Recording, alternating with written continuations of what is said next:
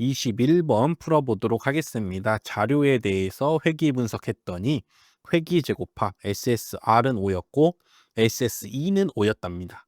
근데 요 X랑 Y를 요렇게 선형 변환한 다음에 회귀 분석했을 때의 설명으로 옳은 것만 골라보라는 문제입니다. 그래서 이 문제는 뭐야? 선형 변환 회귀 분석 문제죠. 선형 변환 회귀 분석의 특징들 여러분들이 외우고 시험에 가주셔야 된다고.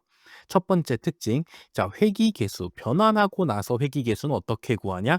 원래 회귀식에다가 대입해서 구하시면 된다. 그래서 만약에 원래 회귀식에 추정된 회귀식이 있으면 이 값들을 넣어주시면은 그게 변환 후의 회귀계수가 되게 됩니다. 다음 2번 제곱합들. 제곱합들은 누구한테 영향받냐?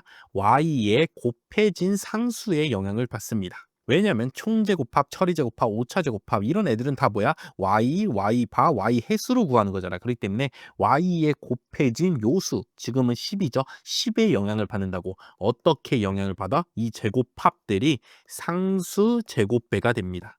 그래서 지금은 10이 곱해져 있으니까 각 요 변환한 후에 총제곱합, 처리제곱합, 오차제곱합은 몇 배가 되는 거야? 100배가 되는 거죠. 10의 제곱이니까. 다음 3번 결정계수나 F값은 변화가 없다고. 결정계수나 F값은 제곱합들을 나눠서 구하기 때문에 얘네들이 제곱배 되더라도 그 값이 나눠지기 때문에 결정계수나 F값에는 변화가 없다. 그래서 요렇게 선형 변환의 특징이 있다. 선형 변환 회귀 분석의 특징이 있다라는 거 여러분들이 당연히 암기를 해주셔야 됩니다. 자, 그래서 암기를 했다는 전제하에서 문제를 풀어보겠습니다. 총제곱합은 100이 되니 원래 총제곱합은 몇이야? SSR 더하기 SSE 하니까 10이었습니다. 원래 회귀 분석의 총제곱합은 10이었다고. 근데 총제곱합이 선형 변환하고 나서는 어떻게 돼? 상수 제곱배 돼서 100배가 된다고. 여기 곱해진 10의 제곱배가 된다고. 그래서 10의 100배 하면 몇이야? 1000이죠. 그렇기 때문에 100이 아니라 1000이 되는 겁니다. 그래서 기억 틀렸고. 니은 결정계수는 0.5니 결정계수는 선형 변환하더라도 뭐라고? 변함이 없다고. 원래 결정계수 몇인데 SST분의 SSR 하면 몇이야? 10분의 5죠. 0.5라고. 근데 이거는 선형 변환하더라도 변함이 없으니까 그대로 결정계수 0.5가 되는 게 맞고 디귿 D는 0이냐? 여기 선형 변환한 후에 회귀 분석에 기울기가 0이냐를 검정하죠. 근데 우리는 지금 제곱합만 알고 있으니까 회귀 모형 유의성 검정으로 검정해 보는 거야. 근데 F값은 뭐해? 선형 변환에도 변함이 없으니까 그냥 여기 있던 SSR, SSE, SST 써갖고 5, 10으로 요 값으로 우리가 뭐 해도 돼? 회귀 분석, 회귀 모형 유의성 검정을 해줘도 되죠. 그래서 자유도 MSF 값 적어주시고 자, 지금 단순회귀 분석이니까 처리의 자유도는 몇이야? 1이죠. 그 다음에 지금 총 자료가 7개래. 그렇기 때문에 총 자유도는 6이 됩니다. 그럼 오차 자유도는 5가 되고 MS 값 구해주시면 5랑 1이 되죠. 그래서 F 값은 5가 됩니다. 그래서 요 회귀 모형 유의성 검정 원래 거나 선형 변환하거나 똑같기 때문에 그때의 회귀 유의성 검정을 위한 F 값은 몇이다? 5랍니다. 그래서 5를 이제 뭐에 기각치랑 비교하면 회귀 모형 유의성 검정 기울기가 0이냐 아니냐를 검정할 수 있는데 문제에 주어진 값들이 다 뭐야? t값이죠.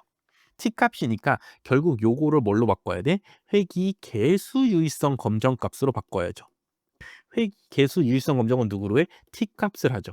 단순회귀 분석에서는 회귀 모형 유의성 검정의 f값이랑 회귀 개수 유의성 검정의 t값이 무슨 관계가 있어? 제곱하면 같아진다고. 그래서 우리가 할 회귀 개수 유의성 검정의 t값은 몇이라고 생각하면 돼? 루트 5라고 생각하면 되죠. 물론 마이너스 루트 5일 수도 있습니다. 근데 어차피 무슨 검정이야? 회귀 개수 유의성 검정은 양측 검정이기 때문에 루트 5나 마이너스 루트 5나 어쨌든 요 기각치랑 비교를 절대값 취해서 기각치랑 비교를 해보면 됩니다.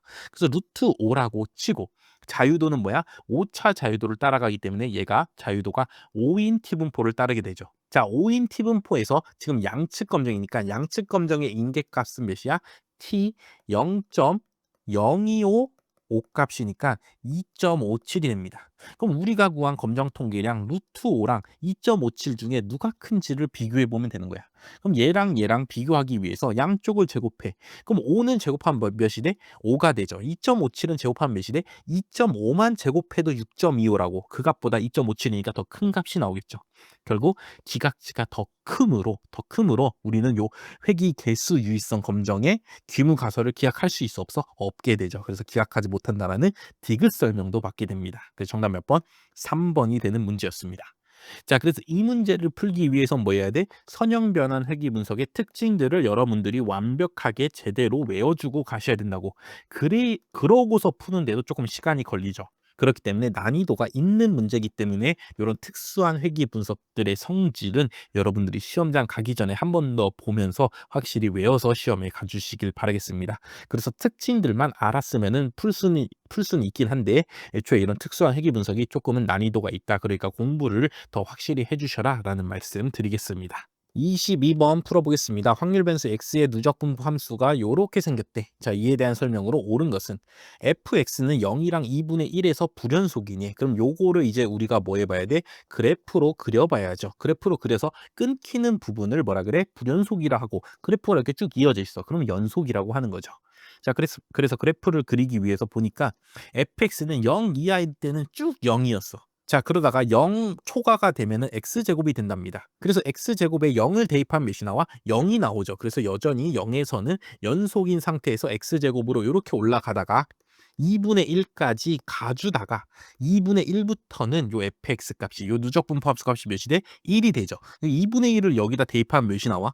4분의 1이 나오죠. 자, 0일 때는 연속이었고 2분의 1까지 가는데 2분의 1일 때의 누적 분포 함수 값을 4분의 1이라고. 그 다음에 2분의 1 넘어가면은 바로 1이 되죠. 이렇게. 요렇게 된다고. 누적 분포 함수는 0부터 출발해서 1까지 가는 건 맞아. 근데 웬만하면 보통은 뭐 돼 있어? 이게 다 연속으로 돼 있는데 여기 중간에서 뭐해? 끊겨버리죠. 자, 그럼 요런 경우는 뭐라 그러냐? 이 원래 있던 확률 변수가 혼합 분포였기 때문에 끊기게 됩니다. 원래 있던 확률 변수가 연속형이야. 연속형이면은 누적 분포 함수도 연속입니다. 끊기지 않고 계속 이어지게 된다고. 근데 가다가 이렇게 끊기게 되잖아. 그 말은 뭐야?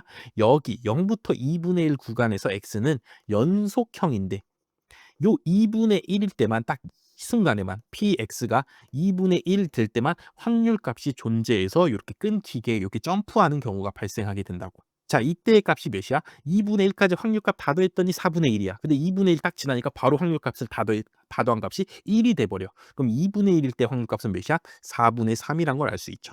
그래서 2분의 1일 때만 이산형이고 0에서 2분의 1까지는 연속형인 요런 혼합 분포를 따르고 있다라는 거를 여러분들이 누적 분포 함수 그래프를 통해서 찾아주셔야 됩니다. 어쨌든 0, 2분의 1에서 불연속이냐 물어봤는데 0에서는 연속이잖아. 그렇기 때문에 기억 틀렸다. 니은 x는 2분의 1 확률 몇이라고? 4분의 3이라고. 그래서 0이냐 한 말 틀리게 되죠. 그래서 디귿만 맞기 때문에 정답 몇 번? 2번이 됩니다. 자, 2번 봐주시면은 x의 확률 밀도 함수를 fx라고 하면은 fx는 2x가 되니 0에서 2분의 1까지. 0에서 2분의 1까지는 뭐라고? 연속형이라고. 그럼 연속형에서 확률 밀도 함수는 어떻게 구해? 누적 분포 함수를 미분해서 구하죠. 누적 분포 함수가 지금 0에서 2분의 1까지는 x제곱이잖아. 그러니까 미분하면 뭐가 나와? 확률 밀도 함수는 2x가 나오는 거 맞게 되죠. 그래서 디귿만 맞다. 자, 그렇기 때문에 혼합분포 잘 나오지 않습니다. 그렇기 때문에 한 번 나올 때마다 여러분들이 제대로 공부해 주셔야지 요런 함정에 낚이지 않을 수가 있다고. 그렇기 때문에 혼합분포 문제 어렵긴 하지만 7급에서만 나오니까 7급을 준비하시는 분들을 충분히 풀어줄 수 있도록 노력을 해 주셔야겠습니다. 23번 풀어보겠습니다. x가 있고 y가 있는데 얘네들의 표본 평균과 합동 표본 분산을 이렇게 표현했을 때 이거를 만족하는 요 상수 c의 값을 요 t분포의 백분위수로 표현해 보라는 문제입니다. 자, 그렇기 때문에 여기 요 확률 부분에 있는 요쪽 부분을 뭐 해줘? 표준화해서 뭘로 바꿔야 돼? t분포로 바꿔줘야죠. 자, 표본 평균의 차는 어떻게 표준화해? 바x 마이너스 바y 빼기 바x와 바y의 평균이 있을 거 아니야. 바x의 평균, 모평균이랑 바y의 평균, y의 모평균을 빼주시고 나누기 루트 분의 이제 합동 표본 분산이니까 둘의 분산이 지금 뭐에 시그마 제곱으로 같기 때문에 합동 표본 분산을 쓸 수 있죠. 그래서 여기 n1분의 sp 제곱 더하기 n2분의 sp 제곱. 자, 요렇게 해서 얘가 T분포를 따른다라는 거를 여러분들이 외워주셔야 됩니다. 그래서 표본 평균의 차압 어떻게 표준화해 주는지 여러분들이 외워주셔야 된다고. 자, 그래서 요거를 외웠다라는 전제 하에서 지금 여기 왼쪽 부분을 이제 표준화를 해주면 결론 뭘로 바뀔 거야? T분포로 바뀔 거라고. 그럼 이제 오른쪽 부분에 지금 이것들을 해줘야죠. 1 플러스 C 곱하기 SP인 부분에다가 지금 나머지 요만큼을 해주셔야 된다고. 그래야지 표준화가 된다고. 자, 빼기 둘의 평균끼리의 차를 빼줘야 돼. X의 평균은 2, Y의 평균은 1이기 때문에 둘의 평균의 차는 몇이야? 1이죠. 1을 빼주시고 루트 둘 다 어차피 자료의 개수가 8개니까 8분의 SP제곱 더하기 8분의 SP제곱 하면은 이쪽 부분이 표준화가 되게 됩니다. 자, 그래서 계산해 주시면은 C 곱하기 SP곱. 그 다음 밑에 분모 부분 계산해 주시면은 8분의 2 SP제곱이니까 4분의 SP제곱이 되고 이 값은 2분의 SP가 되겠죠. 자, 그래서 SP끼리 합동 표본 표준 편차끼리 약분을 해주시고 분모의 분모는 어디로 올리라고? 분자로 올리게 되면은 요 확률식이 어떻게 바뀌냐?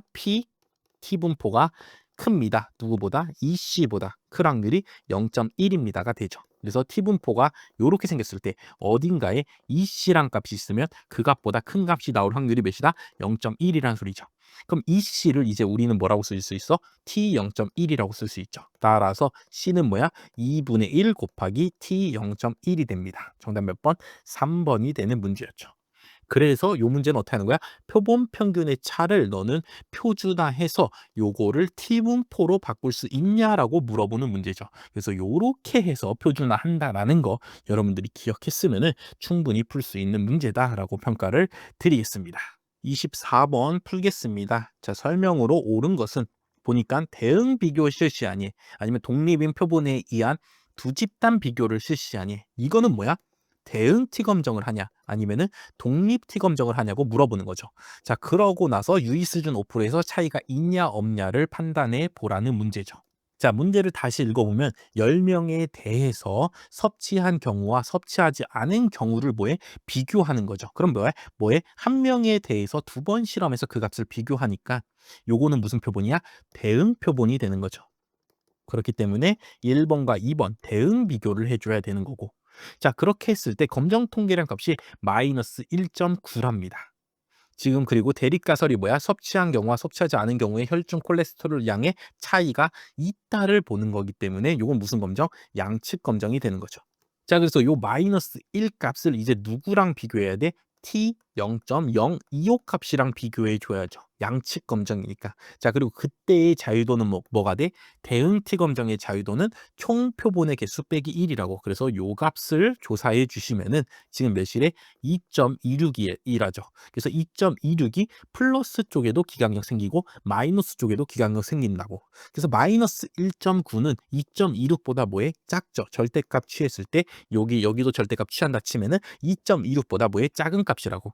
지금 기강력을 T분포에서 요렇게 2.26이라 마이너스 2.26에다가 만든다고. 근데 우리가 구한 검정 통계량 값은 마이너스 1.9이기 때문에 기강력에 속해 안 속해? 안 속하죠. 그러면은 유의 수준 5%에서 차이가 있는 거야 없는 거야? 차이가 없는 게 되는 거죠. 귀무가설을 채택할 거니까 차이가 없는 게 돼서 정답 몇 번? 1번이 되는 문제였습니다. 그래서 검정 통계량도 주고 요 자료 보면은 대응 검정한다는 걸 여러분들이 쉽게 찾을 수 있으니까 쉬운 문제다라고 평가를 드리겠습니다. 마지막 25번입니다. A, B, C 서로 독립이고 다 교집합끼리 확률 구해보면은 27분의 4고 지금 요런 관계가 성립할 때 이 값 구해보랍니다. 자, 그래서 요 값은 어떻게 구해? PA 합집합 P는 PA 더하기 PB 마이너스 PA 교 B로 구해야 되고 마이너스 PB 교 C를 빼주면 되죠. 왜냐면 어차피 다 독립이니까 여기를 뭐라고 적어줄 수가 있어? A 교집합 B 부분을 PA 곱하기 PB로 적을 수 있고 여기 부분도 어떻게 적을 수 있어? PB 곱하기 PC로 적을 수가 있죠. 서로 독립이기 때문에 결론은 A, B, C 각 확률 값들을 찾아보라는 문제로 바뀌게 됩니다. 자, 그래서 지금 무슨 관계가 있어? PA는 PB랑 같고 얘는 EPC랑 같대. 그러고 나서 이 교집합들의 확률, 얘도 독립이니까 어떻게 바꿀 수 있어? PA 곱하기 PB 곱하기 PC는 27분의 4랍니다. 자, 요렇게 표현할 수가 있죠. 자, 그래서 PC를 내가 뭘로 놓냐? X로 놓는 거야. 그럼 PA는 뭐가 돼? EX. PB도 뭐가 돼? EX가 되죠. 물론 당연히 PA를 X로 놓고 PB도 X, 그럼 X가 되고 PC는 2분의 1X 요렇게 놓고 푸셔도 됩니다. 근데 EX가 좀 더 문제 풀기가 더 쉽잖아. 그렇기 때문에 요렇게 놓고 풀면은 대입하시면은 EX 곱하기 X가 되죠. 그래서 뭐가 돼? 4 곱하기 X 세제곱이 됐는데 그 값이 27분의 4래. 그럼 X 세제곱은 몇이야? 27분의 1이 되고 X는 몇이 돼? 3분의 1이 되죠. 3을 세제곱하면 27이니까. 따라서 PC 확률은 몇이야? 3분의 1이고 PB랑 PA의 확률은 거기다 2배 때린 놈들이기 때문에 얘네들의 확률값은 3분의 2가 됩니다. 자, 그래서 이제 여기다가 다시 다 대입을 하게 되면은 3분의 2 더하기 3분의 2 빼기 둘이 곱하니까 9분의 4 빼기 3분의 2랑 3분의 1이랑 곱하게 되니까 9분의 2가 되죠.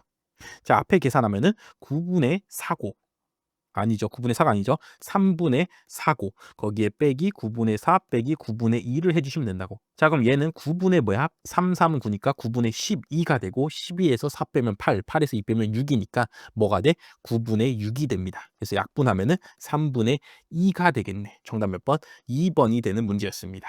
그래서 요 문제 별로 어렵지 않죠. 독립이니까 여기 교집합의 확률을 이렇게 쪼개서 표현할 수가 있고 그다음에 요런 관계가 성립한다니까 아무거나 하나 미지수로 잡아주시면은 결국 PC, PA, PB 확률 구해서 구한 값들 다시 대입해 주시면은 계산을 할 수가 있는 어떤 문제? 쉬운 문제였습니다. 2022년 7급 기출문제 모두 풀어봤습니다. 당연히 25문제로 확대되고 난 뒤에 당연히 어려운 문제들이 섞여서 당연히 나올 수가 있습니다.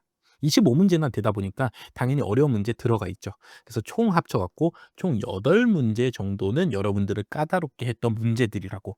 그리고 17문제 정도는 기출문제 잘 반복하셨으면은 당연히 풀어내셔야 되는 문제다라고 평가를 드릴 수가 있습니다. 그래서 17문제 맞추면은 몇 점입니까? 68점이죠. 그러고 나서 여기서 최대한 점수를 올려야지 이제 뭐 합격을 할 수가 있겠죠. 근데 워낙 7급은 소수로 뽑다 보니까 한 점수가 제가 봤을 때 최소 80점 이상은 받아주셔야 된다라고 생각이 듭니다. 그렇기 때문에 여기 있는 문제들 중에서 내가 최소 3문제, 좀 어려운 문제들 중에서 3문제는 맞춰줘야 된다라는 말이죠. 자, 한 문제 한 문제씩 살펴보시면은 6번 이종오류 확률의 최대값을 구하라고 그냥 이종오류 확률 구하라는 문제는 우리가 지금까지 많이 풀어봤는데 이제 여러 경우 중에서 최대가 되는 경우를 너가 통계학적 논리로 한번 생각해 봐서 어떤 경우가 최대일까를 한번 네가 생각해 봐서 빠르게 구해 봐라라는 문제죠. 그래서 좋은 문제입니다.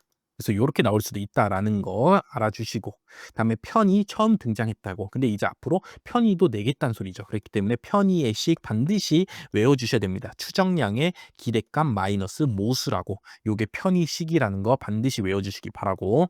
그다음에 균일 분포를 이용해서 순서 통계량의 뭐 기대값 구하는 거 이거는 뭐 이전에도 출제됐기 때문에 이제는 7급 준비하신 분들이라면 충분히 풀 수가 있을 겁니다. 다음 17번 낚시 문제였다고. 카이 제곱 통계량 진짜 구하려고 그러면 시간이 오래 걸린다고. 그래서 시험 시간에 여기 딱 봐도 오래 걸리겠네 하는 문제는 당연히 여러분들이 뭐 해야 돼? 패스해 주셔야 된다고. 넘길 수 있어야 돼. 여러분들이. 또는 내가 이거 지금 잘못 풀고 있는 게 아닌가? 그런 식으로 의심해 줄 수 있어야 된다라는 말씀 드리겠습니다. 다음 19번 표준화한 변수로 공분상과 상관계수 구해야 되는데 여기엔 조금 약간 옳은지 그른지 명제를 판단하는데 수학적인 내용이 들어가 있다. 그래서 조금 난이도가 있는 문제였습니다. 21번 선형 변환한 경우의 회귀 분석 그 특징 있죠. 특징 여러분들이 외우고 가주면은 충분히 풀 수가 있을 겁니다. 그리고 22번 오랜만에 혼합분포가 나왔습니다. 혼합분포는 언제 혼합분포라고? 누적분포 함수가 끊기게 되면은 그 끊기는 부분에서는 이산형 변수로 바뀌게 된다고. 그래서 요런 식의 특징이 있다라는 거 7급을 준비하시는 분들은 잘 기억을 해 주시길 바라겠습니다.